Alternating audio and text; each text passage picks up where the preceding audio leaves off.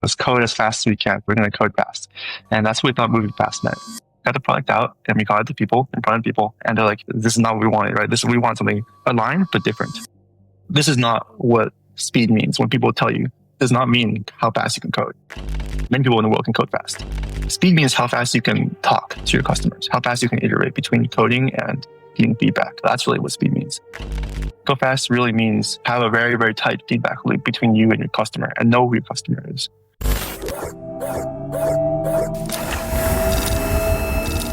Welcome around this new episode of Dissect. I'm super happy today to be with Richard Wang. Richard, how are you doing, man?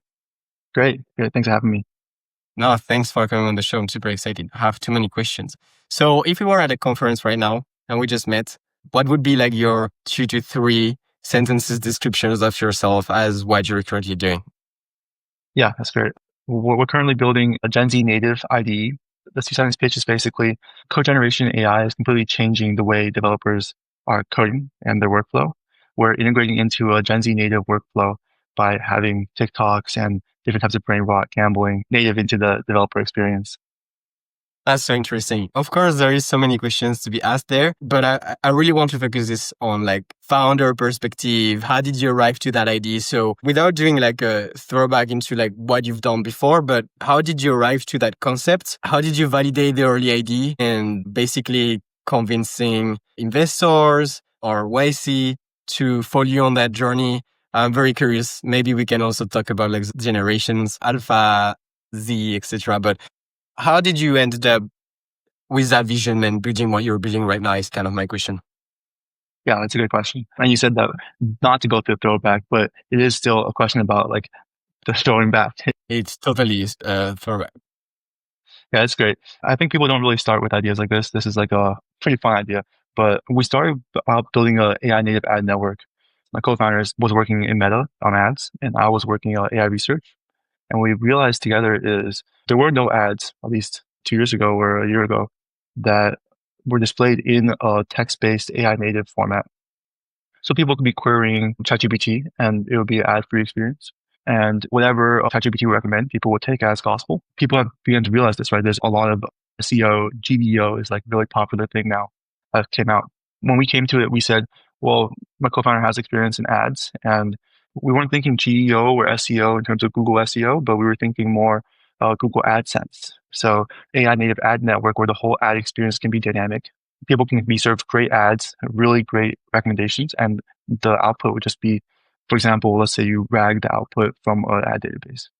From this, we realized that the largest usage of tokens in all of AI is actually code generation.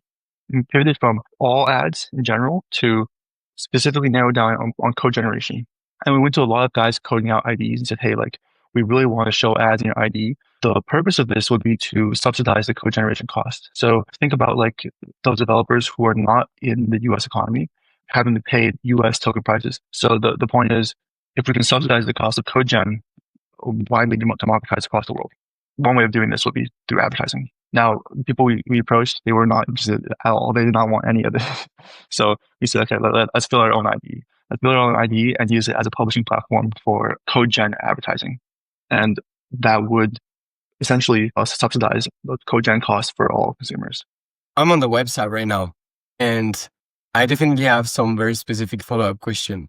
The way you put it right now is very interesting. And I'm just going to present my screen really quick because I think that it would be very curious. So can you tell me more about that IDE plus ad concept? I use myself Cloud Code, Codex, AMP. I've tried a lot of them and I am trying to be productive as much as possible. And so when you think about the brain rot culture, it's kind of like the attention span very low. So I need to be either distracted, but some part of me would think if I'm distracted, I'm not as efficient. Or like those are like some thematics that when you think about brain rot can come in. And then when you think about mixing those two, I think it's super interesting. And so I'm really curious. I've heard in recent podcasts or posts about the idea of having ads in either interfaces, LLMs, but also in the IDE. It could make a lot of sense. Maybe instead of paying a higher subscription, when I use some Cloud Code or something, then I can have ads. But like, Where does your vision with you and your co-founder stand as of today, looking at your landing right now? Can you share more on that direction? For everyone who's listening, what I'm saying is the Brainrot, TikTok, cashback IDE. I totally understand the ads, but I'm curious to hear more on that specific IDE. That's a great question. Well, we realized two things. So we're also CodeGen users. We use Codex, use Cloud Code, Cursor, Windsurf, all these guys. We realized that as AI becomes better and better, AI is essentially autonomous. It creates autonomy. So it does things automatically.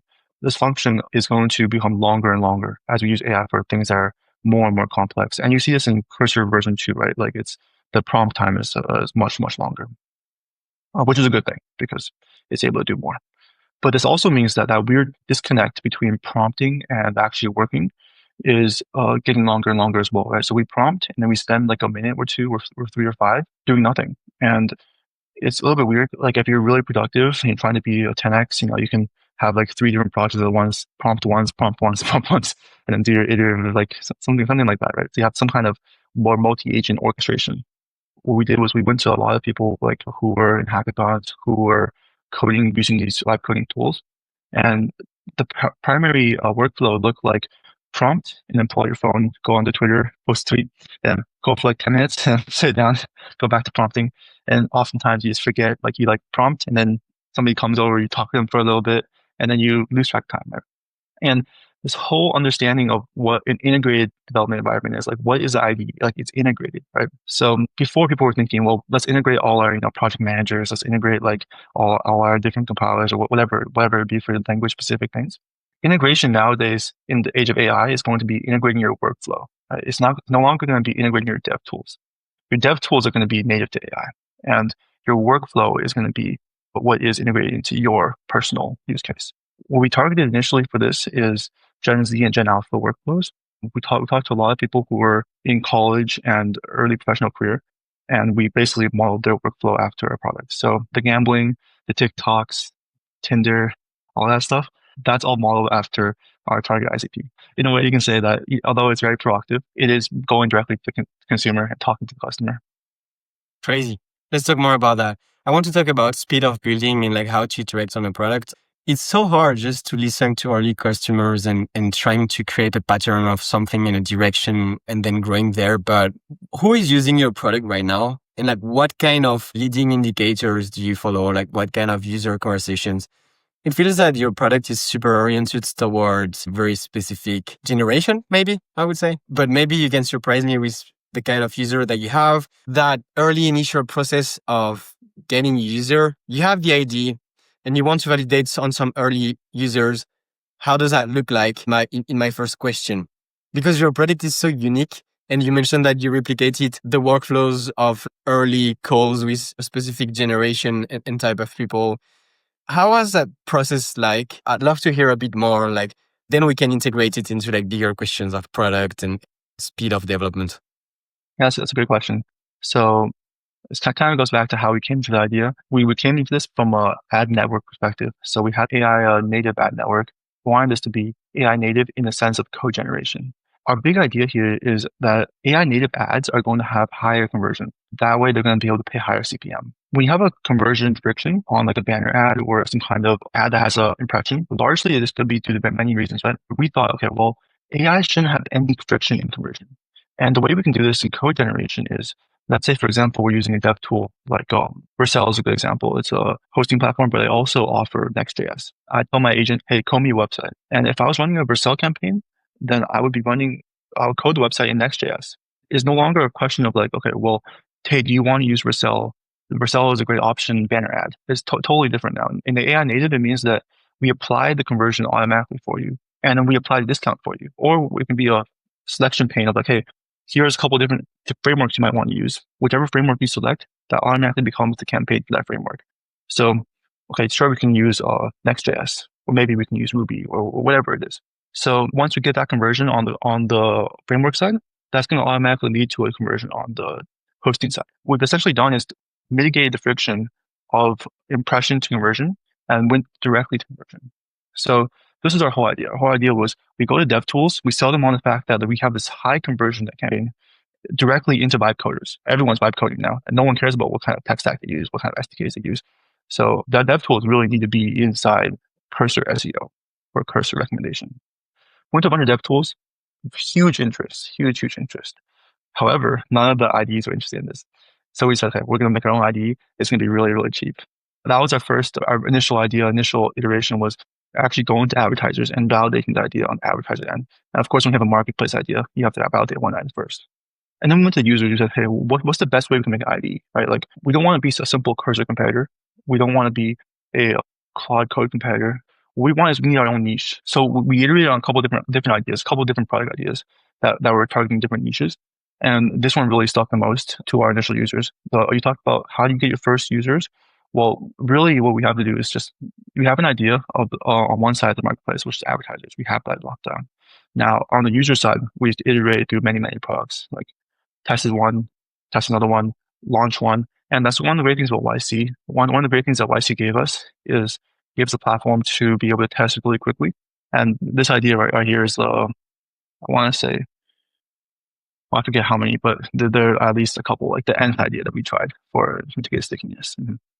I just want to go back to something that you just said. You said from impression to conversion, we skip and we go directly to conversion.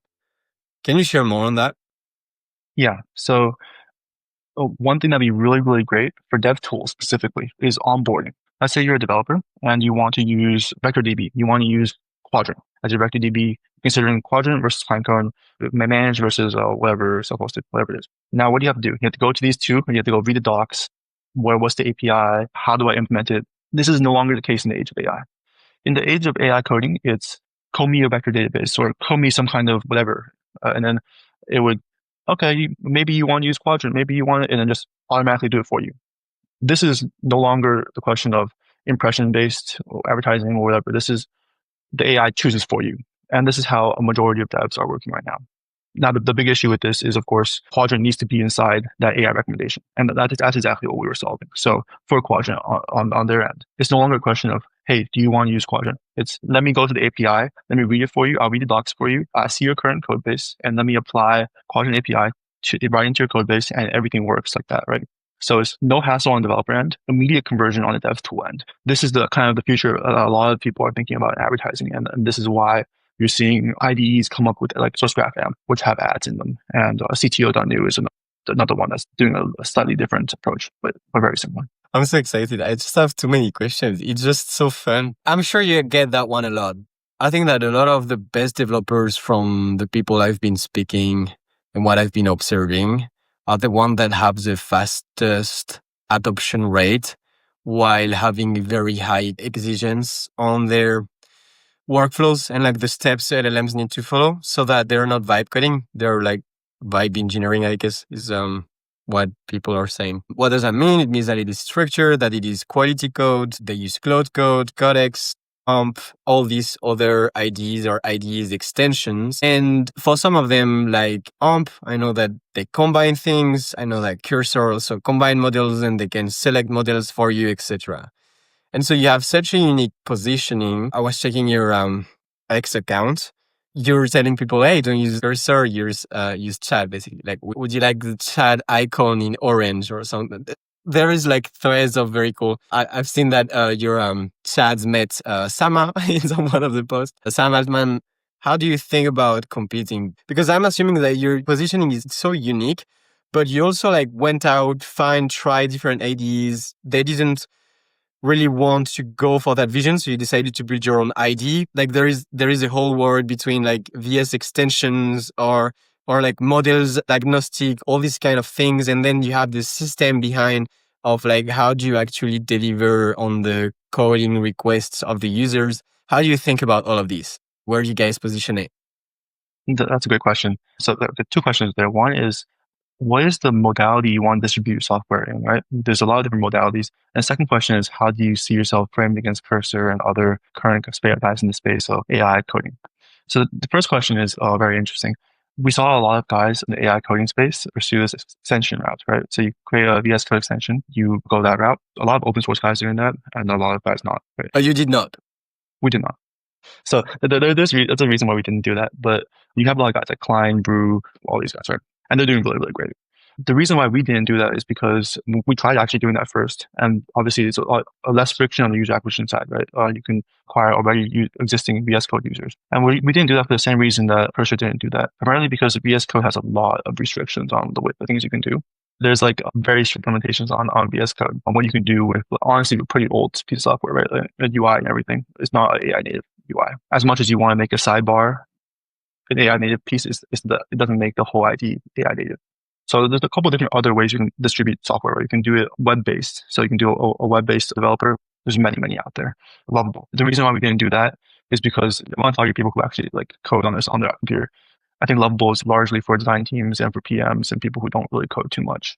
Just solving the issue of like being able to edit local files. It's not a big issue because you can go with GitHub workspace and things like that, but it's a barrier for people who actually code. Now, addressing the question of how do we frame ourselves against current guys in the landscape like Cursor, Windsurf, etc. Really, the answer is that we're not a Cursor competitor at all. Cursor went through this bottom-up approach of acquisition, user acquisition, where they offered large subsidies on token cost for users and used that to gain market adoption before going to make their margin back on enterprise. Specifically, what this means is that Cursor loses money on the user and they make money back on enterprise. We're exactly the opposite. We are the first IDE to be able to make consumer coding profitable. And this is a very, very large distinction. If I'm paying for the Cursor Max plan, whatever their plan is called, that's the very, very highest tier.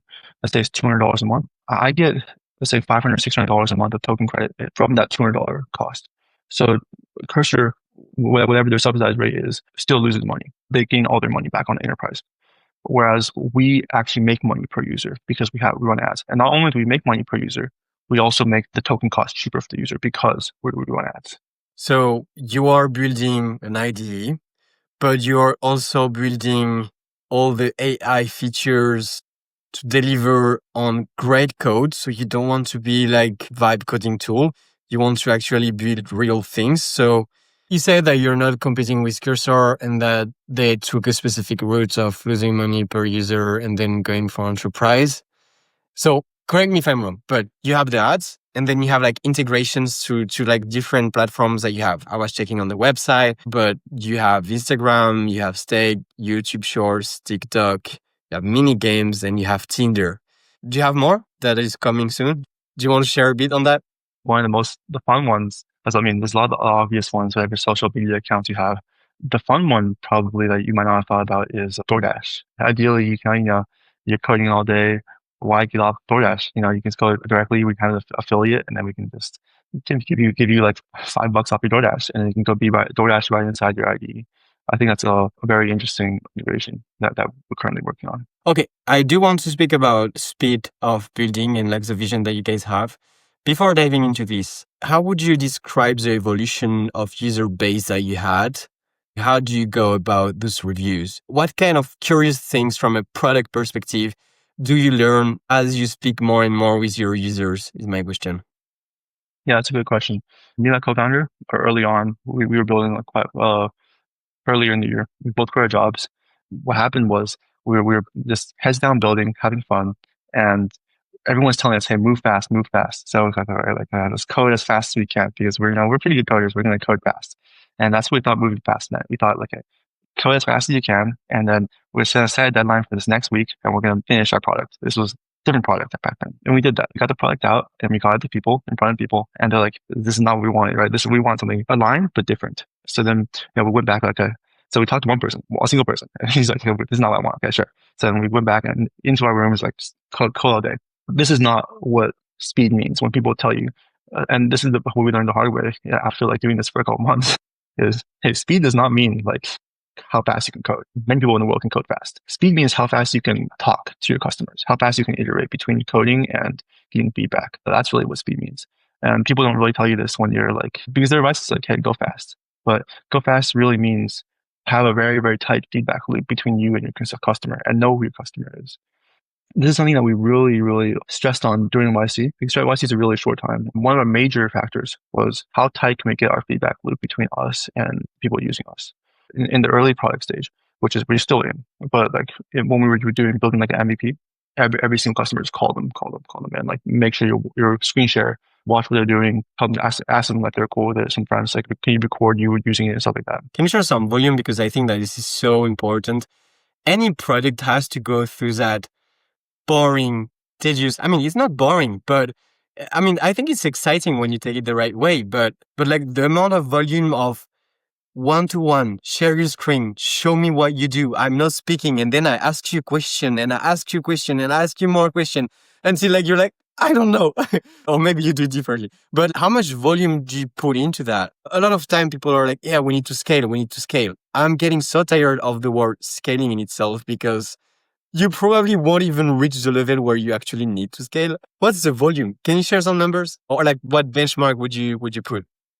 Yeah, that's a great point. Very, very early on, like I don't remember numbers, but I mean, it's been a lot. So like, let's say you code for a day or two, and then you spend like a day or two, like just on call all day, right? So it's like all day, everything anyone says, take note of it. So I would say for us, the volume was like 50-50 of time spent coding and time spent talking, at least for me. So a little bit less for my co-founder, but the volume is very, very high on feedback side, almost even more than 50-50. So let's say like you have 2.5 days speaking to customers, maybe more, maybe less.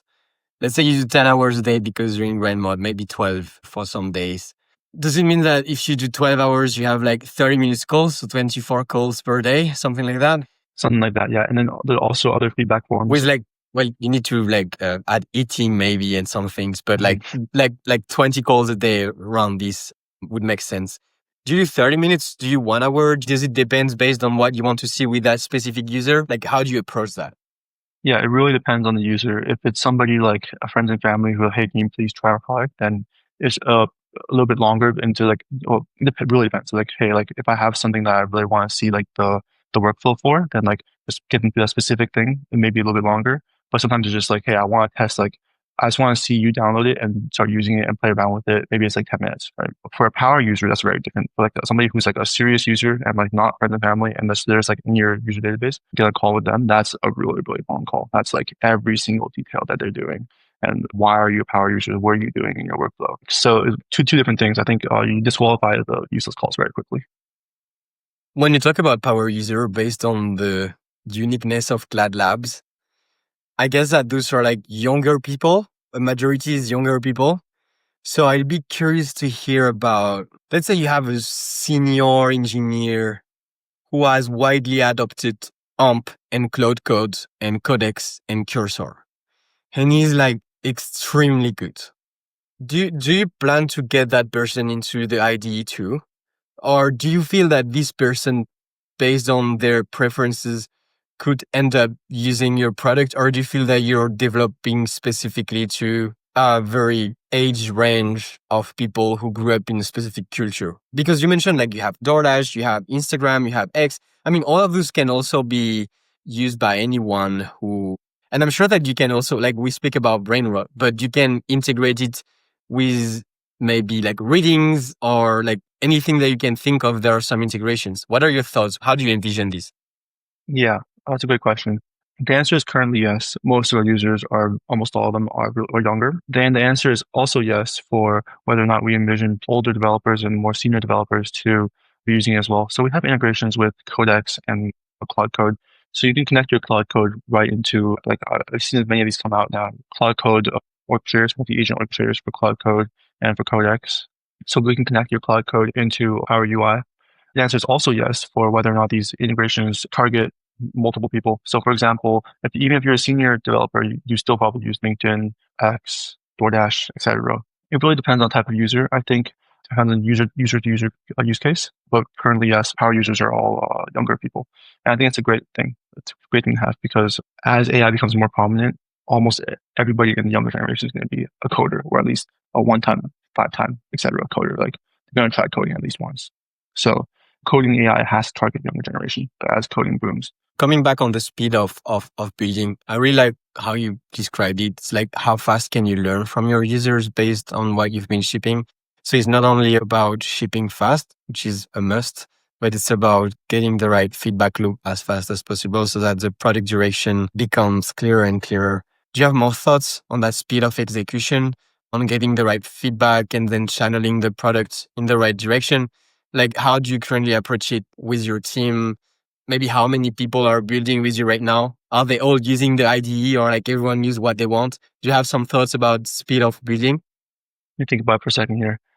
I think one thing that's interesting is that a lot of people like go directly to development. Development is a barrier in terms of it's a point of friction. It takes time. I think people might even benefit from not doing development and just going directly to the feedback first, right? And that's kind of how a lot of people do it. Right? They do discovery first. They get the feedback first before they do development. In trying to get that feedback as soon as possible, as fast as possible, one of the pieces of advice that YC gives and that I believe now is no product is too bad, like too shitty, right? So get it in front of your customers as fast as possible. So you do your initial discovery, and after that, you make the worst version of the product, and it's totally fine because as long as you have a core feature, then you can use that as iteration point. So as a developer, or as like throughout your life, you feel like this like need to be like perfect, right? And this is the exact opposite you'll develop feeling. I think it's more so like it's bad, but it doesn't matter really. It's more so like it's about learning like where it's bad because you don't know where it's bad. You just know it is bad. And so following up on the team and like, how do you guys code? I would love to hear what you're using these days, what the team is using, how many people are there. Do you have some thoughts and sharing here? Tools, implementations? We had couple of gyms, but now it's me and my co-founder. So just us two. In terms of tools, development tools, we use like a whole slew of them. So we have a Cursor, Codex, Claude Code, as well as Chat. So we use our own IDE as well. I think they're all really good at different things. Some of the agents are better at planning, and some of them are better at execution. And then I also use ChatGPT. I think it's better at like finding out hard bugs. I use a whole slew of coding development tools, but I think one thing that me and my co-founder agreed on, which was like a couple weeks back, well, a couple months back actually now, is don't allow anybody on the team to not understand anything they've written. So at any point, if somebody in your team asks you like, hey, what is this line? Or what is anything in the code that you've written? You have to be able to explain it on a fundamental level from first principles, right? So any kind of choice in your tech stack or any kind of like data structure, any kind of algorithm that you pick, you have to be able to explain that and explain why you use that. So I think that's been a really, really big game changer. When we first started out coding earlier in the year, in the beginning of the year, in terms of coding on the projects, we actually had to do like 4 or 5 rewrites. And I think this is when like AI coding was getting really popular, right? And everyone's okay. Well, this is before Cursor V2, right? This is like before Cloud Code came out, before Codex, and everyone's trying different AI coding tools. It was honestly just slop, right? It was a lot of slop, but it was working slop, so it worked. But it couldn't work any more than the MVP. It was just MVP, maybe a little bit more than MVP, and then just like I'm stuck. I can't even like scale this up at all. I'm even scale. I can't even iterate on it. It's impossible to understand even. So rewrite. And then we realized, hey, the reason it's not because the coding AI is bad. The coding AI is doing its job. The reason is because we're not being fine-grained enough with our prompting, and we don't have a full understanding of every single choice that we're making or the AI is making. Now, basically every day we check in on each other, say, hey, like, can you explain this line to me? It's kind of the Feynman principle, right? You have to be able to explain everything that you're building from the ground up. I do want to follow up on this one because I think it's so important. I think that people would benefit on some level to seeing good code or like best practices of building. So you're in your IDE, you have chat, you have ads everywhere. Just kidding. You have like your integrations. You just order some food on DoorDash and you're reviewing your feed on X, and you have Claude Code and Codex running, and Claude Code finishes. By the way, I added in the memory of Claude Code a little terminal so that when it finishes, it just does a little sound. And that's cool Great. to me. I like that. Maybe you guys could have like a super cool like pop up with a fun video when something finishes. Okay, so you're in your IDE, you're building. So I've done different things. I couldn't agree more on like I need to be able to explain my code. So if I have to work on an algorithm, something that is core to the product, then I think that the way I would approach it is I would open a Notion document or whatever, and I would like start learning or diving deeper into the problem, maybe with ChatGPT and reading blog articles and like checking what other people have done, learning from them, taking notes, then maybe at a small scale doing some tests, because I want to like granularly understand what I'm going to put. So it's like a model, an algorithm, but then you have like an entire world of CSS and HTML. So this is different to maybe an IDE, but like where you're doing web apps, you have so many pages and flows and UX. And this is just paint. This is just you painting a lot of things. Still, you do want to have best practices of building UI, and you do want, and of course, you want to have best practices of building the backend, especially the backend. I feel that it's super easy to rewrite UI these days when you're in web app. I have no idea about IDs, I guess not so. Okay, so with all that context, my last wrap up on this is if I want to move fast or validate a new idea on a web app, for example, and I want to show a flow, I don't think that I would be so exigent on maybe the UI side because I know that I can be fast. But you do also want to accumulate good code so that you don't have to do entire rewrites. I would be very exigent on like the security and how the API is structured because it's easy to get it right in the first place. Okay, so where do you put the bar? I just gave a few examples because I think it can be interesting for you to share. Like, for example, you might tell me, hey, Thomas, this UI is crap. Here we're using pixels and now I'm seeing RAM everywhere. What's going on? So where do you put the bar? Do you care about my pixel RAM thing? Or do you care about the structure or like, yeah, what are your thoughts? My general thoughts on UI is it's so easy to iterate. Even on desktop, it's like so easy to like just kind of rewrite it. That's the one thing that I think both me and my co-founder allow vibe coding on is UI. And now you're very right on the fact that like obviously you have to like, optimize for memory, optimize for performance, stuff like that. That's like basically a no compromise, right? You have to have good organization and structure. But backend is like I think just super, super important in terms of understanding everything. Front end, well, yes, Yeah. every now and then, yeah. And I think that you can get better at it. Like, for example, I'm not saying like go mix Vue and React. I'm not saying that. I'm saying like, okay, maybe you can commit. So let's say you're in a web app. Okay, let's say you use PrimeView and you're trying to channel things in a logic way. And to your point, like memory. Okay, so we need caching logic or like we need polling logic that interacts with the backend. All of this, you can't vibe code that. You need to be mindful about like I can't just do a massive attack on my backend just because of some number here. Do you want to add something else on vibe coding versus vibe engineering and like thresholds? Do you want to add something else? Nothing too much, but I think what you just commented on is really important. This whole concept of like in context learning or like prompt engineering, whatever you want to call it, is very important, right? It's very important not to be naive when prompting. You can't just be like, go do this. You have to have a very good structure, allow for the in context learning to happen so that you can say like, hey, here's an example one, this is the type of structure I want. I mean, we both coded before, so we know like, hey, this is the kind of errors that we so we don't really need to ask about what is possible. We know exactly the kind of errors that are possible. We know exactly what we want in terms of the error handling, the memory structure, stuff like that. So things like that are like, you have to have a good fundamental basis of understanding. And it doesn't really matter when you're just vibe coding your first project, but that's kind of what separates vibe engineering or vibe coding. It's a difference in like the diligence of your prompting. Yeah. The understanding of software engineering in itself, I think is great. And like when I hear people asking, do I need to learn how to code? Of course, please do learn how to code. Keep learning. There is no end to this game. Keep learning. Takes the time to understand things granularly because then you can move faster. But to what you were saying earlier, the principles are you can move fast, but at the end, you're going to, if things go well, which I hope for, you're going to have to add some security layers and you're going to have different logics or algorithms or software engineering concepts that you need, which is exciting too, because this is not going anywhere. From everything that we said in that conversation and what you're currently building hands-on, we mentioned a lot the thematic of speed. What are you most excited about right now building Clad Labs? Clad Labs, I would say. We're really, really, really excited about democratizing the whole access to code gen. We live in Silicon Valley, you live in New York, but we have this kind of economy which allows us to access Opus, for example, Opus 4.1.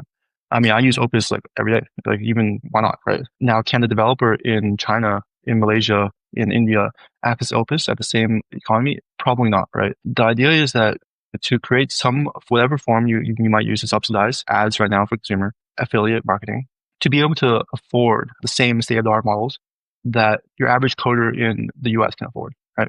And I think this is going to be a really, really big unlock for developers overseas. Currently, it's the AI tools and dev tools are optimized for US users as much as like Indian developers and Chinese developers make up, I would say probably 70% of all developers in the world, right? Way more than US developers. So this is a huge driving factor for us. And I know that we're building a product that seems gimmicky and seems like it's fun, right? It's a really fun product. But at the end of the day, the mission is to be able to unlock coding for people across the world and be able to subsidize for various situations. For like basically your hobby coder can be using the top models. I feel that there is an entire word that we didn't really touch on, which is like ads in itself. Like, how does ads integrate? How does partnerships work around the platform? So I think that this is a super cool topic that we can keep for a later conversation. I really enjoy the different topics that we touched on, and it makes a lot of sense. If I don't have the budget to have my max Cloud Code subscription, but I want to be as productive, then I don't care about having ads as long as I can get my workflow going. And then there is this entire brain rot generation, which is also super interesting. So I would have way more questions, but thank you very much for your time, man. And I wish you to have an amazing day and wishing you the best of luck for the products. It looks super cool. Can't wait to see everything that you guys are shipping and play with it more myself. Thanks for having me and have a good one as well.